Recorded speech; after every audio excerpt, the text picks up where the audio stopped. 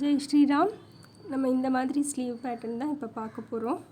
First lining கிளாத்தில் மட்டும் இந்த மாதிரி கர்வெல்லாம் கட் பண்ணிவிட்டு மெயின் பீஸை வந்து ஸ்கொயராகவே வச்சுக்கோங்க. அந்த கர்வ்லேருந்து கரெக்டாக 1/4 இன்ச் டிஸ்டன்ஸில் அழகாக தைக்க ஆரம்பிங்க. அந்த கர்வ் முடிகிற இடத்துல ஷார்ப்பாக வரணும் எட்ஜஸ்.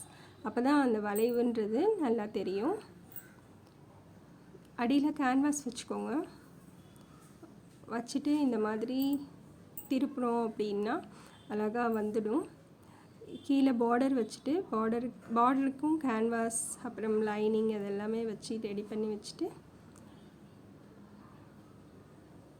தைக்க போகிறோம். ஓகே, அந்த கர்வ் சுற்றியுமே தைக்கணும். தைச்சிட்டா இந்த மாதிரி வந்துடும்.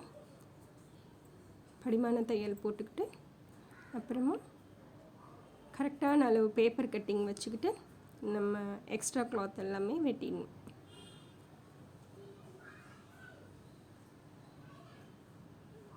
ஓகே, ரொம்ப ஈஸியான ஒரு ஸ்லீவ், அழகாகவும் இருக்குது. எல்லோரும் ட்ரை பண்ணுங்கள். எப்படி வந்தது அப்படின்றத வந்து கமெண்ட்ஸில் போடுங்க.